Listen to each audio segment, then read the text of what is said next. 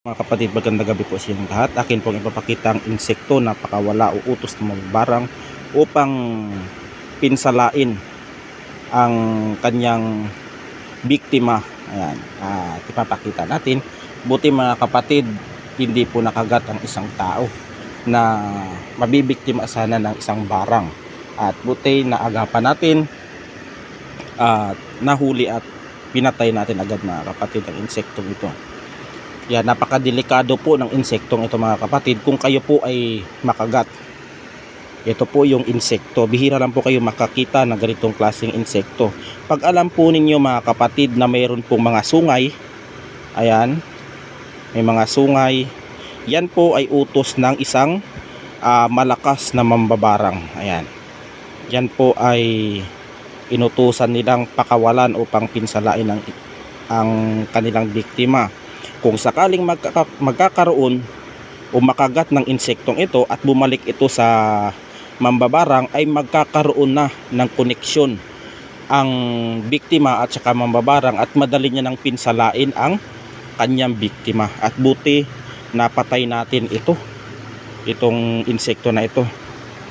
Yan. Pag alam po ninyo mga kapatid, kulay itim yung insekto na ganito at bihira lang kayo makakakita ng ganyan na mayroong mga sungay, yan po ay utos o pakawala ng isang mambabarang upang bigyan ng pasakit ang kanilang biktima.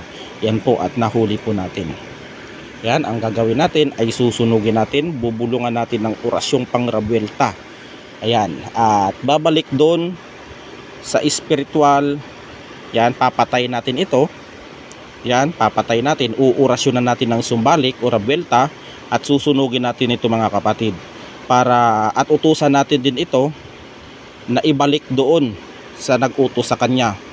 Susunugin natin ito, ang espiritu ng insektong ito ay babalik doon sa mambabarang at siya ay kakagatin mga kapatid ng espiritong insekto ito. Pag once na nakagat na ng insektong ito ang mambabarang, bawat atake ng mambabarang sa inaakala niyang biktima niya ay siya ang masasaktan.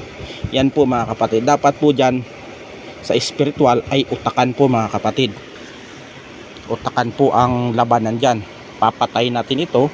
Uutusan natin ang espiritu ng insektong ito na ang mismong mambabarang din ng ating pinsalain at irabuelta natin at ibalik natin doon para yung